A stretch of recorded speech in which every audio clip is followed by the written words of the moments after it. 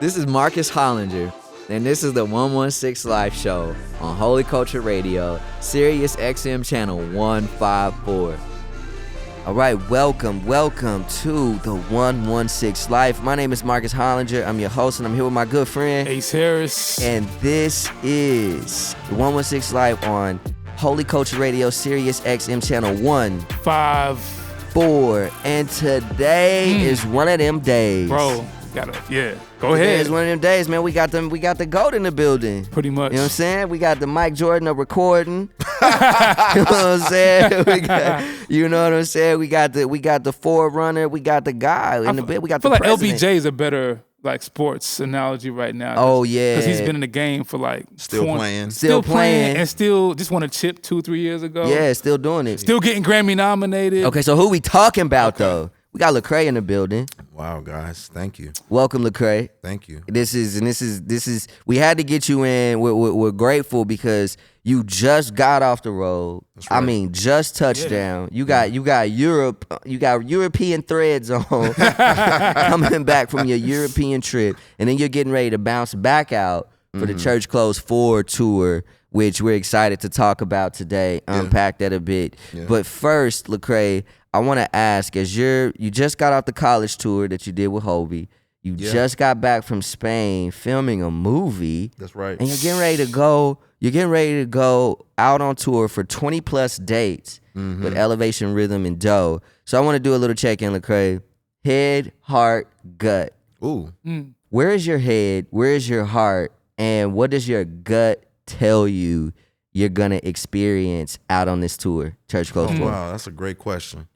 Head. My headspace right now is basically thinking through, I think how to lend support, how to lend wisdom to younger up and coming artists, influencers, so on and so forth.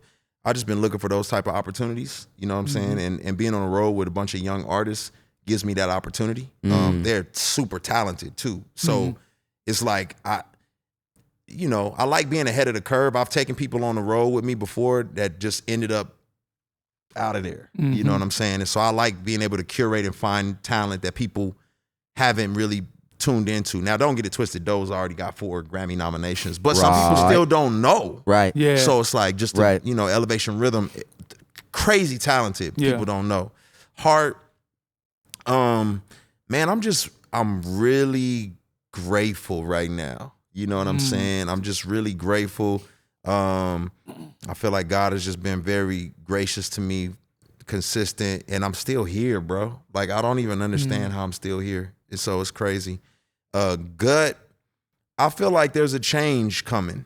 You know what I'm saying? I don't know specifically what that is, but I feel like God is doing something, and there's a unique change on the rise, and I'm just trying to stay on board. But whatever He's doing, I'm trying to be about that. When you say, can you speak a little bit more about the change that you see, like in music, culture, give me some context, help me understand. Yeah, I think in general, music, culture, we're in this era right now where, artists are kind of curating, via social media a lot, and that's where voices are being heard. But at the same time, you have to figure out where you fit into that. Yeah. You know what I'm saying? And so I feel like God is like, hey, be on deck because I need you for something. Right. But I don't know exactly what that is or how that plays itself out. You know what I'm saying? It's almost like, yo, Tom Brady, not saying I'm Tom Brady, but it's like, yo, Tom Brady, you about to come off the field, but be on deck because we got something different for you. I love that analogy. Yeah, that's great. And I wanna dive in a bit because there's a reason why Tom Brady came to mind when you kind of think about yourself, and then you even talk about, what it means to come off the field. I'd love to hear, Cray, what does this to me? You've been touring now for a long time, like 20 something years. You know, you've been touring. What does this tour represent in that lineup of where you are now and what may come for you? I mean, I'm a curator. That's really what I am. I would be a DJ or a producer if I wasn't an artist. I like curation. Mm-hmm. So this tour is big on curation. I think if anybody comes, they'll be pleasantly surprised, like, dang, Cray put us on, versus being like, I'm not really that familiar. What is this? Like, what is the idea here? What are you trying to do? I'm like, I'm trying to put you on. Word. You know what I'm saying? Okay. I'm trying to curate a situation for you. Word. You know, if you're a fan of what I do, you're going to have a great time regardless. But you also are going to be pleasantly surprised at the curation of music that I just put in front of you, because you wasn't really on it like that. Yeah. You know what I mean? That brings me to another question I want to ask. Like, you as a curator, which we've seen it like front row here. I guess historically, Christian hip hop artists tour with other Christian hip hop artists. Talk about like musically, sonically, like the landscape of why it's important for artists like you to kind of partner with, not just rappers in a tour setting. You know what I'm saying? Yeah. I think it's important because I have a variety of listeners. That's true. That listen that like come to me for different. I mean, for all intents and purposes, it's like a Drake or Kanye. They're rappers, but they're more than rappers. Yeah. So you're not shocked if they are on the road with someone who's not a rapper, so to speak. And I think that's a little bit of what I'll bring to the table. Like, J. Cole is a rapper's rapper. So you almost expect rap to be on a tour. Right. Or at least something kind of Hip-hop adjacent. Yeah, rap adjacent. You know what I'm saying? But, you know, I've dabbled in, you know, pop stuff. I've dabbled in gospel. I've dabbled in just all kinds of different, you know, Afrobeat. You know yeah, what I mean, saying? you pretty much, I was talking to somebody about the other day. Yeah. Like, you've rapped or performed or recorded or expressed your voice in like every subgenre of hip hop. Every genre. Like, I heard Lecrae on a pop track, a drill track, Afrobeat, boom bap, trap, Latin. record, Latin. Yeah. I mean, you pretty much, I mean, so that spectrum makes sense when you think about having like elevation, rhythm, and dough.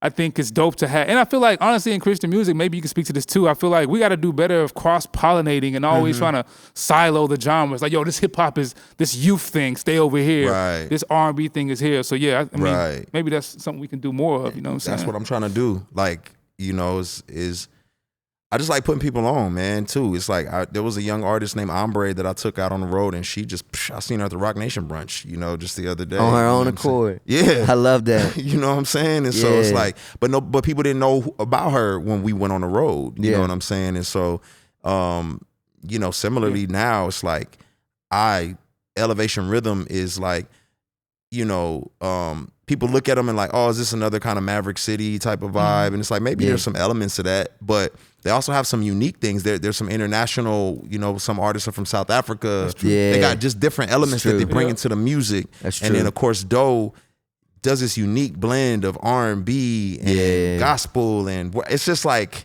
it's, if you are tapped in, you know, but if you're not, you will know. You will know. Yeah, Church and Clothes. I love that. It's I remember when I recently found out about Doe, so I think you're hitting something. And I remember it was over Christmas. I was watching a video that she did with Israel Houghton, The Broken Things, and I mean I was like, yo, the content of the song and just her performance, the way she showed up, it spoke to me. I think a lot of to what Ace's point, when it comes to Christian music, we don't always anticipate that people need music for different things. Right. And I just love that more and more people are starting to say, you know what, I love the Lord and I want to be explicit in my music, but I know that there's multiple ways to serve people, and I'm gonna go ahead and trust that expression versus trying to hit these buckets. That's kind of what I hear. And so you talked a bit about about curation and how you want to put people on. I would love to hear, Cray, if you could write the Yelp review of your of Church Clothes 4 right now, the ideal Yelp review, how would that come out? Of the album? Of the tour. Of the tour. Oh, the Church Clothes tour. the Yelp review. I mean, of course, you know, Lecrae did exceeded the expectations exactly as I expected. And no glory to myself, but it's, you know, having people like Nate Robinson and Swoop. Shout out Nate. You know, Shout out Swoop. having them help curate. Even Michael V came in to help curate the way the show is set up. And then, so I'm always gonna take it there. I'm always gonna challenge myself. You're getting basically like a new album. The way we're blending songs, I mean, you're getting something that no one's ever seen before. So, man, seeing a different aspect of this, hearing songs, I mean, the way, like, even with, like, I don't want to give it away, but like what we did with Hovey, with the Walk song I got with Hovey, and what we did for the live performance of it is out of control.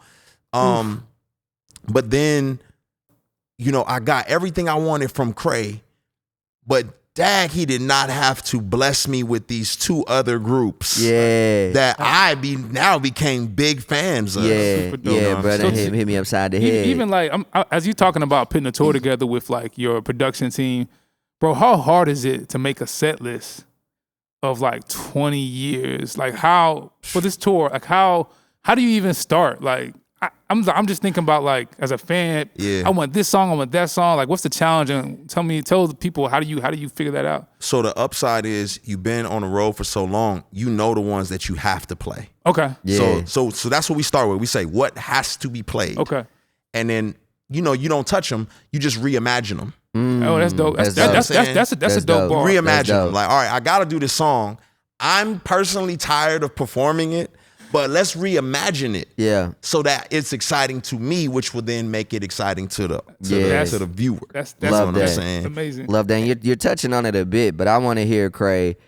I'm curious because the point of view or the perspective that you're talking about this tour, you're speaking about it from a pretty high level, from like a 30,000 foot view of like, yo, this is the experience I'm trying to give. Yeah. I'm curious, is that always how you think about things? Is there something special about this tour that has you more in an architect? You sound more like an architect. Is there something about this tour that puts you in that seat? Yeah, this is because there's a finality to it. Oh, yeah. You know what I'm saying? There's a finality to it. So you're not gonna ever get this again.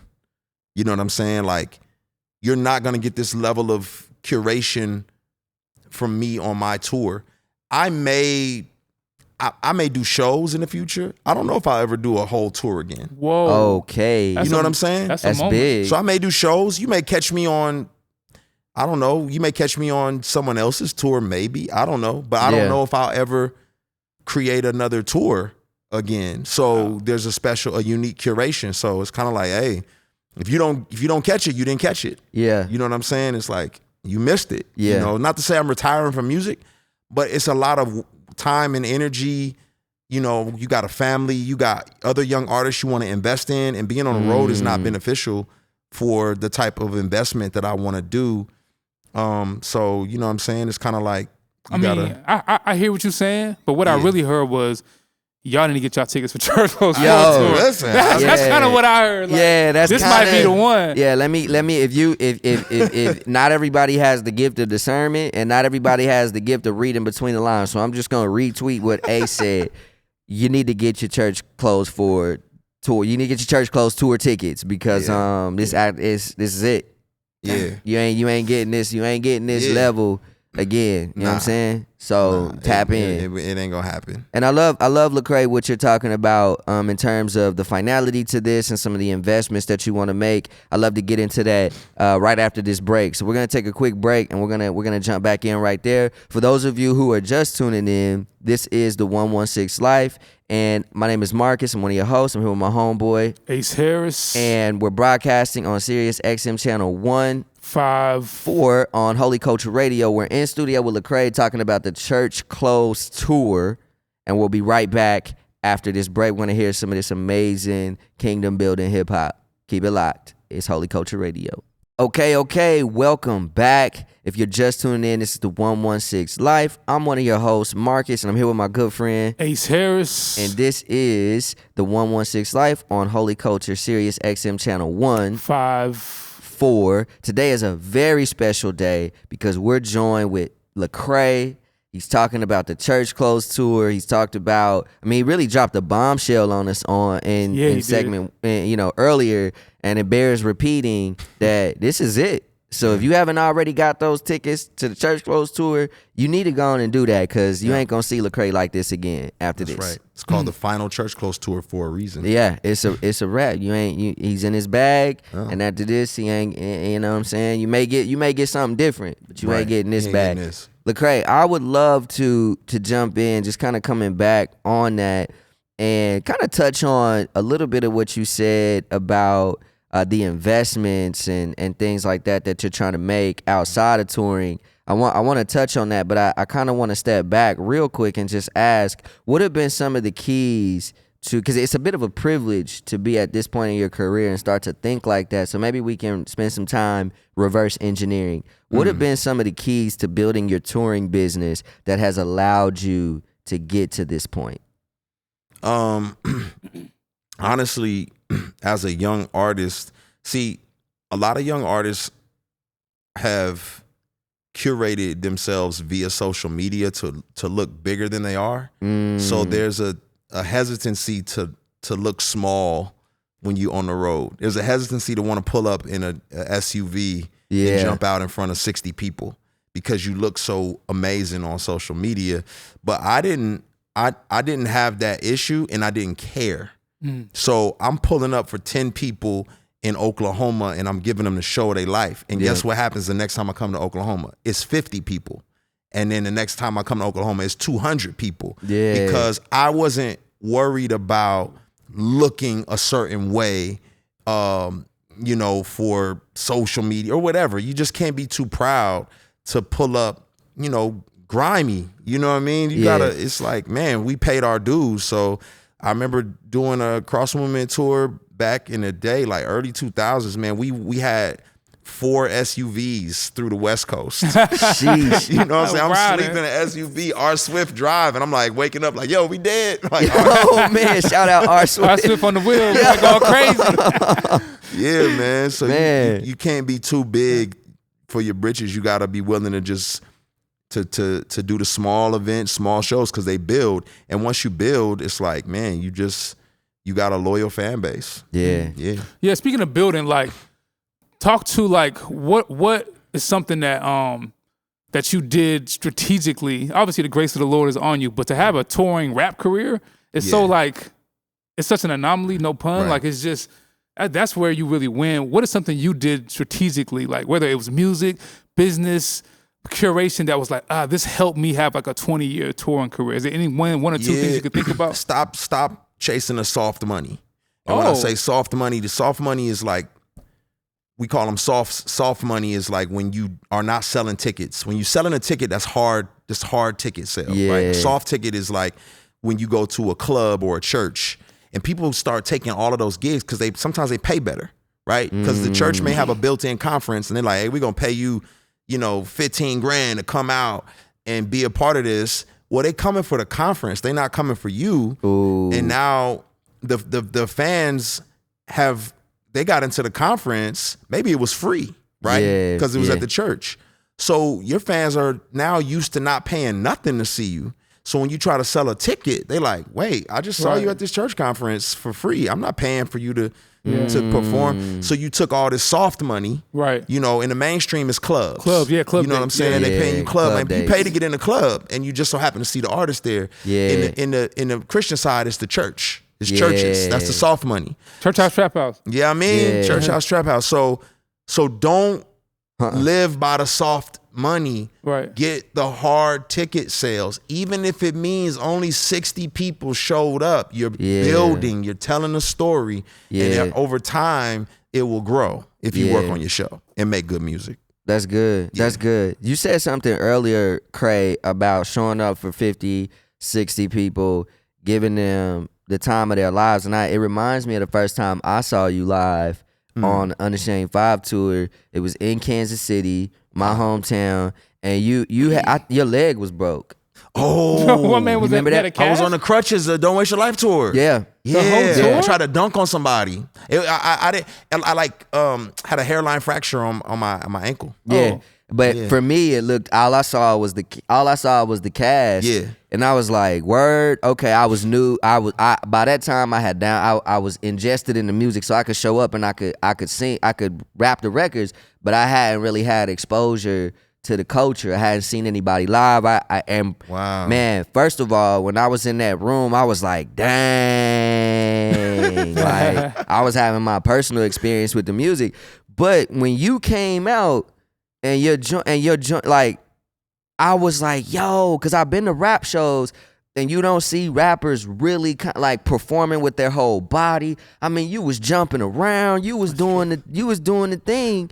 And I'm curious. I mean, you've been doing this now for 20 years. What are some of the things that you do to maintain a healthy lifestyle so that you can continue to show up like that and continue to do that? Yo, like, you don't realize that a healthy lifestyle benefits you on the stage. So the healthy lifestyle wasn't just for performing. It was because it was just me trying to live that way. Mm-hmm. But you don't realize how beneficial it is, because I remember, man, first I remember The Truth being on tour with him, and he'd be on the treadmill rapping. And I was like, why are you doing that? He said, so I don't run out of breath.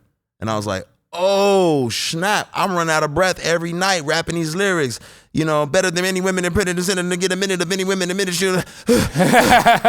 And so it's like, oh, let me get on the treadmill and build my endurance up. Yeah. Let me eat right so that I have energy night after night. Because, you know, once you hit 5 shows in a row, your energy level just starts to go down. Yeah. And you can't, you know, I was consuming like energy drinks on a regular. It was just like not good for me. Right. Yeah. And I was destroying my body. So now, you know, I just try to take good care of my body, stay in shape. Yeah. So that I can keep doing it at the same level. Because unfortunately, you know, I don't know how you want to look at it, I've always had a high energy show. So you go to a Kendrick or a Cole show, they can stay in one place without having to jump, because they've built their show that way. People are used to my shows being at a 10. Yeah. So I can't come out there and try to be Jay-Z, Cole, or Kendrick all of a sudden. Facts. You know, I don't do what I used to do. I used to climb on speakers and do all that kind of crazy stuff. I don't do that no more. But yeah, man, I just in the gym, eat right, and try to keep it good. Yeah. Have you ever had a show? Can you think of a recent or maybe even a memorable moment where you felt like you didn't give the show that you wanted to give? Yeah, I mean, there's been plenty of times where I felt like I didn't give the show that I wanted to give. I think, honestly, like the ones that are the more memorable, there was like a series on the Better Late Than Never tour where I was just kind of in a funk, you know what I'm saying? Mentally, emotionally, spiritually. And I think I remember reading the comments, and someone said, this was the best show ever.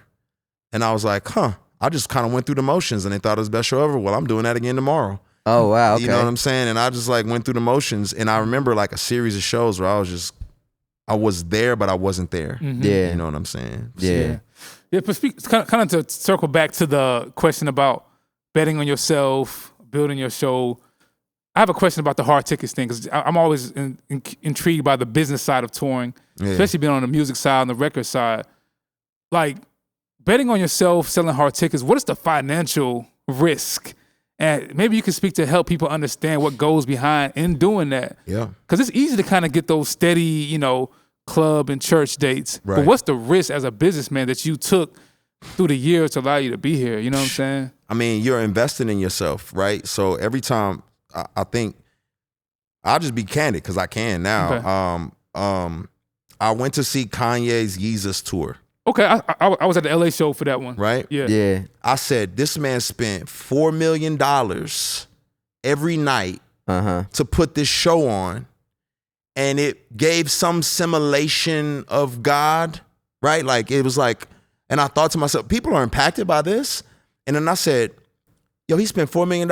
I said, if he could spend $4 million to kind of allude to God, I can spend the bag to really give him Jesus. Oof. Yeah. So I, was doing financially well.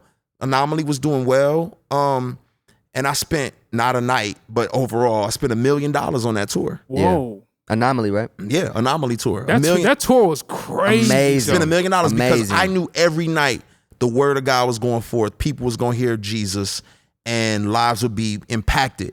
So I spent $1 million to put that tour together.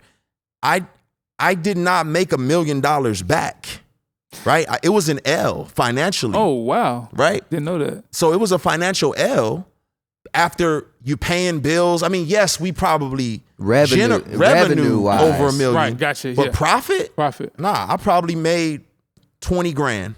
Dang. Oh, that math ain't math then. If you just I spent $1 million and made $20,000. But for me, it was an investment. It was an investment in people. It was an investment in the brand. It was an investment in the music and the experience. And since that tour, people was like, yo, I gotta make the next tour. Man, see, that's what I'm saying. And it's crazy, Craig, to sit here and hear about that, because so many people are familiar with they only get to know an artist through the records, right? Like, okay, what you say or don't say in your music, right? Things like that. But to hear this was an investment, you put $1 million of your own bread up to invest in people, and just that thought process, I'm like, yo, man, I hope y'all listening to this, man. I really hope y'all hearing what Lecrae is putting into his career. And on the investment side, I want to kind of circle back to this lifestyle thing. What are some things, because you're also a husband, you're also a father and things like that, and you have been touring and things. So I would love to ask, how are you maintaining, or how have you maintained a lifestyle that also, kind of, as you're investing in your career, you're investing and maintaining, keeping your head at home and things? I mean, it's some of it's trial and error. Some of it is trying to keep an idea of what you want in front of you. I will say this: I have been beautifully traumatized by not having my father in my life. So it constantly puts a mile marker in front of me to not ever be passive in terms of being a father. I grew up with a single mother, so there's a mile marker in front of me of, wanting to take care of a woman who's working hard, and you know what I'm saying, when it comes to my wife. So that, I don't do it perfectly by any stretch of the imagination, but that trauma, God gave me beauty for ashes, and that, to where I'm like, I don't know what I'm doing, so I'm constantly learning. I did not have a dad in the house to show me nothing, so I'm like, I got to read a book. I got to learn. I got to figure this out, Whereas, for some people who aren't traumatized that way, they know what to do. It's not a stress for them. This is just life. What do you mean you don't eat dinner with your kids? Yeah. That's what we do. Yeah. You know what I'm saying? That's how my wife grew up. They ate dinner together. Man. I ate dinner, watching television. Everybody was in, so for me, it's like, all right, I'm working on it intentionally. Yeah. And sometimes I don't do it right, but it's always an intentional mile marker in front of me. Yeah. Love that, man. I think that's a great place for us to talk about what comes next for you. But we're going to take a break real quick. If you're just tuning in, my name is Marcus. I'm one of your hosts. I'm here with my good friend Ace Harris. And this is the 116 Life on SiriusXM channel 154, Holy Culture Radio. We're joined today by Lecrae, talking about the Church Clothes tour. We're going to get right back into it after this break. Stay locked for this amazing Christian hip hop, some of the best artists doing it. Keep it locked. It's Holy Culture Radio. Welcome back. This is the 116 Life. My name is Marcus, one of your hosts, and I'm here with my good friend Ace Harris. And this is the 116 Life on Holy Culture Radio, SiriusXM channel 154. And today is a special day. Today is a good day because we got Lecrae in the building. giving us the low on the Church Clothes tour. Yes, Thank you for indeed. being here with us, Craig. This has been a great conversation. We've been talking about curation. We've been talking about the business of touring and all of that. And so now we want to get into a bit about, let's talk about the music and how the music relates to the tour. So you just dropped the dry clean only Edition of Church of Church Clothes, and this is it. This is it. So That's right. I would love to hear, how are you feeling about touring those records and picking the ones that, how are you thinking through picking the one? And we talked a bit about you pick the hits, but this, particularly this, is there a record out the batch that you're excited to perform? Oh gosh, some records surprise you because you don't realize the way people are gonna respond to them. So the sleeper for me is Dirt on Church Clothes 4. When it's performed live, people go crazy. I'm like, oh, I didn't know y'all was gonna rock, because it's not like a top streamer. Right. But it's similar to Being Broke Made Me Rich. It's not a big streaming record, but it's a big concert record. Okay. Yeah, So some I love records that. do better live than they actually perform on streaming. So I think that's gonna be dope. But it's the blend of like some of the music. I think Deconstruction is gonna be powerful, of course. That's a long verse. It is A lot of words. It You is. been on that treadmill? You gonna have to have some wind for I that think one. that'll be powerful. Maybe being able to pull up in St. Louis and maybe, Tory Deshaun get up and we can do Price Up. That might be a Ooh, vibe. Nice. That'd be hard. You know what I'm Nice. saying? That'd That might be a super hard. vibe. But yeah, man, it's gonna be fun. I'm excited. The curation part is always fun when you can reimagine and you can just brainstorm and create. Yeah, I mean, speaking of Church Clothes 4, obviously the music inspires the tour in the moment. Yeah. Marcus asked earlier to write a Yelp review on the tour. Objectively, as much as you can, what's the Yelp review on the Church Clothes 4 project, including the Dry Clean Only series? What's your Yelp review? Lecrae to himself, It's kind of funny because I don't spend a lot of time on what I've done. I tend to move on. Anybody who's working with me knows. No, not at all. Boy. Not at all, Craig. Boy. You have to sit in it for a no. Hey, boy. The after release day on Monday morning. You know, What's next, y'all? Yeah, man. So I'm always shocked at the after effect. I'm always like, oh, y'all was rocking with it like that. I'm already on this. Nah. And so, I had so moved on. When Dry Clean Only dropped, I'm shooting a movie. That's and true. I'm thinking about these new songs that I just got in. So I'm not even thinking about Dry Clean Only. And then people start hitting me like, yo, what? Why is this deluxe? These should have been on the project. And I'm like, dang, I didn't. D-Smoke hit me like, bro, this body work is crazy. Thank you for having me be a part of this. And I'm like, let me go back and listen to this joint. You know what I'm saying? So, yeah, man, it's kind of wild.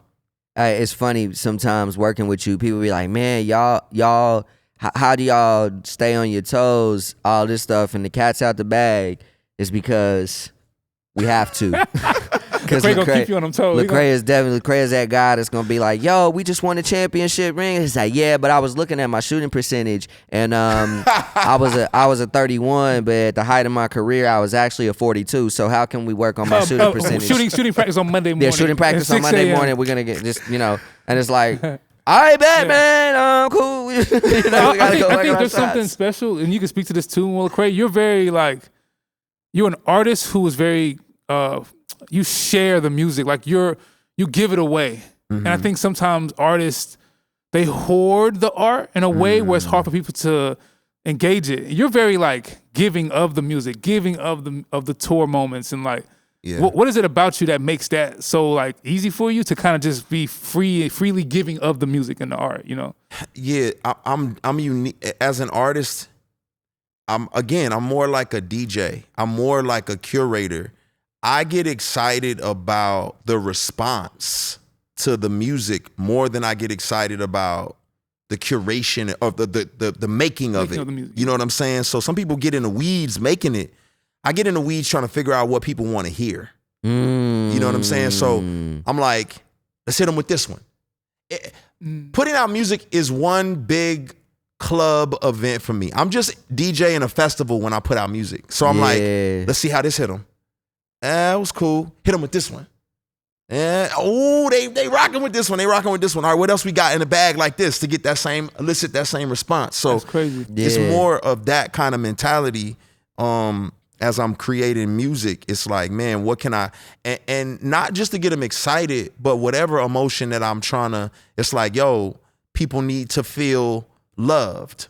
Restoration came from me seeing what was going on with my sis Aisha Curry, and like her needing to feel embraced and not shunned for her perspectives. It's like, I want people to feel that. It's, whatever emotion I'm trying to get from people is why I'm curating the music. So I don't know, man. Like, I'm just not built like that. I'm not the type of person that's like, I gotta just keep tweaking away until, and maybe I'll let them hear it.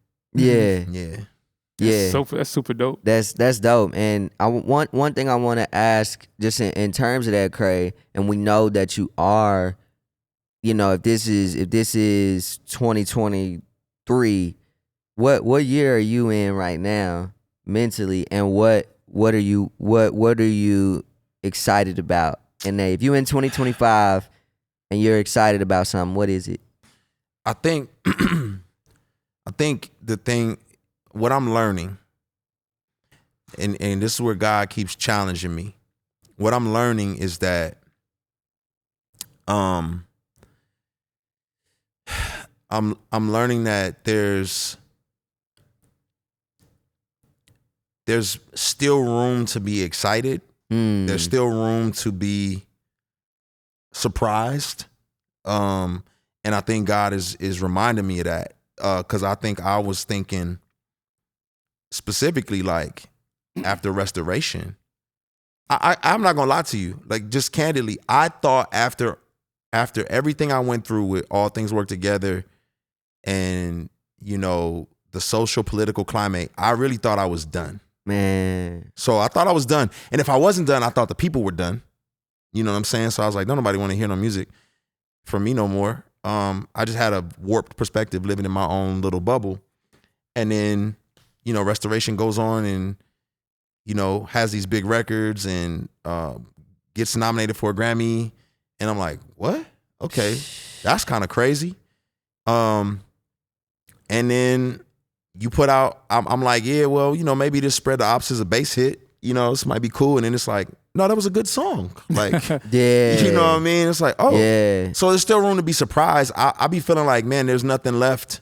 Like, because the class of folks I came in the game with, nobody wants to hear from them no more. So I'm always shocked that people are still invested, engaged, and interested. I came in the game. I mean, think about who came in the game in 05, 04, 05. Who's still here? Yeah. We're going to leave them names off the record. They're going to be in your DMs. But I'm not even on the Christian side. I'm talking about in general. Like, who came in the game during that time period, and it's like, yeah, there's some names. Boy, there's a whole roll call. Right. So I'm still shocked that people are interested in hearing from me, and God keeps surprising me. So that makes me think of something that you said earlier. You talked about the wisdom in the soft tickets versus the hard tickets and how you built out your business. Cray, if you had to reverse engineer your own career, why do you think it is, or what factors do you think have contributed to people wanting to still hear from you? When I reverse engineer it, I mean, obviously, God is a big factor in it. But what I think happened is you had an artist who was creating very authentic music from a very authentic place. It was resonating with the community and culture that I created it for. It got picked up by a broader musical genre, via CCM.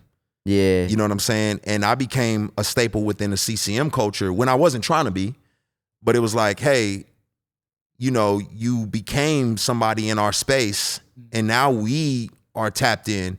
And then they was just riding with me as well. And when a lot of people in that genre were kind of like, well, yeah, he's old news, we're done with him, there was still this fan base that you had curated, that you had spoken to all these years. Yeah. That you never let go. Yeah. You know, even if you got as big as Flo Rida, Okay. you still made those songs For them. The core. The core. Yeah. You never left them. You know what I'm saying? And so when the radio not messing with you no more, the radio being CCM, the core is like, we still here, bro. Yeah. You never left. Yeah. You know, I love that. So- And what I hear in that is you saying that you were intentional to pay attention to who you were making music for, and despite who came on board, you continued to serve them so that when the larger crowd went away, you still had people there. Yep. And it I if we could consolidate it as a gym for other artists, it's like, man, focus on building a fan base. That's right. That's right.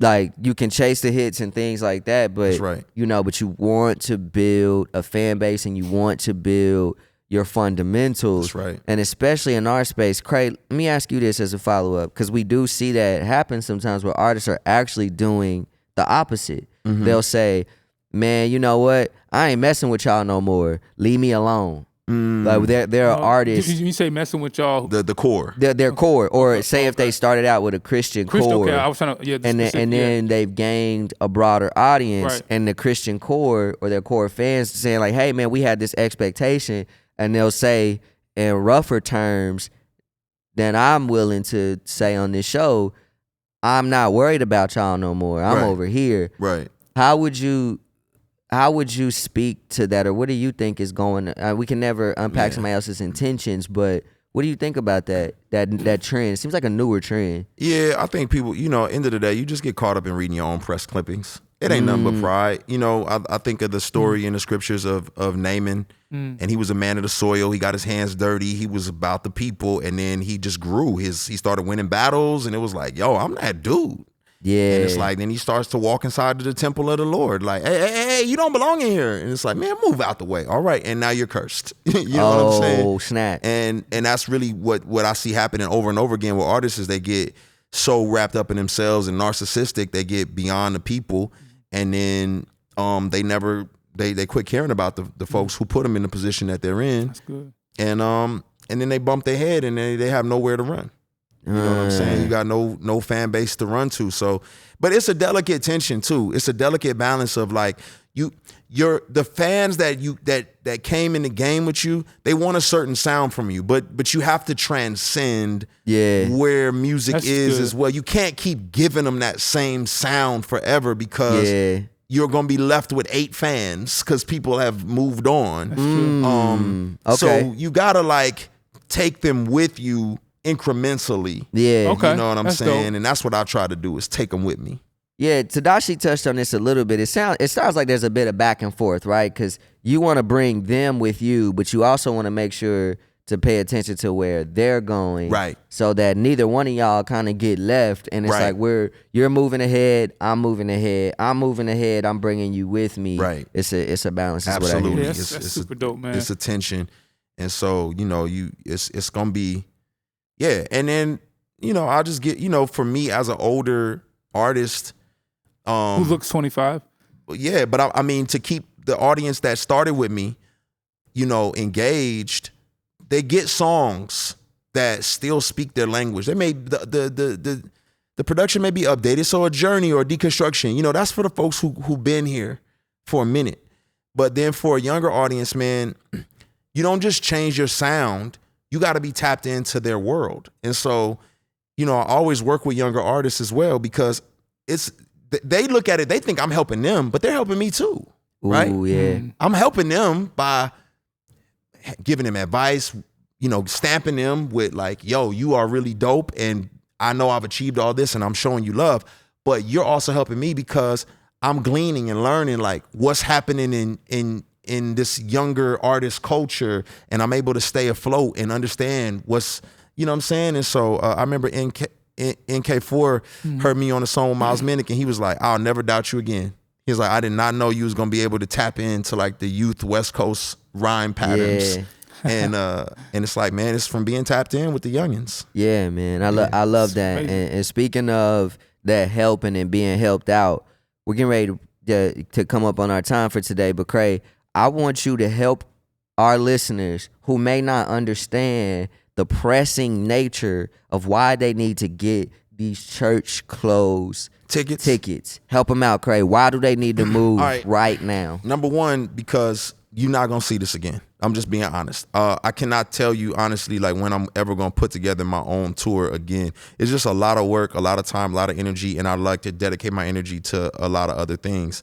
So that's one. Number two, it's been a lot of curation that's gone into this. So we put a lot of time and energy into it. And number three, man, you're gonna see some new and unique artists that I promise you're gonna be a fan of when you leave. You know what I'm saying? You're gonna be a fan when you leave. So, you know, make sure you tap in. And if the tickets are sold out, go to the next city. You know what I'm saying? Just like that. It's okay to travel somewhere you ain't never been. Take a little road trip. You know what I'm saying? Get your crew. Yeah. Well, Craig, we appreciate you. For those listening, you can go right now to Lecrae.com. Man has made it very easy. That's right. Very simple for you. Lecrae.com. Grab your tickets for the Church Clothes tour. That's right. And we'll see you out there. If you in Atlanta, you could tap in. You know, I might make a little trip myself to Kansas City. You know what I'm saying? Go. Craig? So y'all travel, I'm traveling, Let's we go. traveling, and we'll see you there. Thank you, Craig. For those just tapping in, we've been sitting in with Lecrae talking about the Church Clothes tour for 116 Life. Signing out, my name is Marcus. I'm Ace Harris. And this is the 116 Life on Holy Culture Radio, Sirius XM channel 154. We'll be tapping in with y'all next week.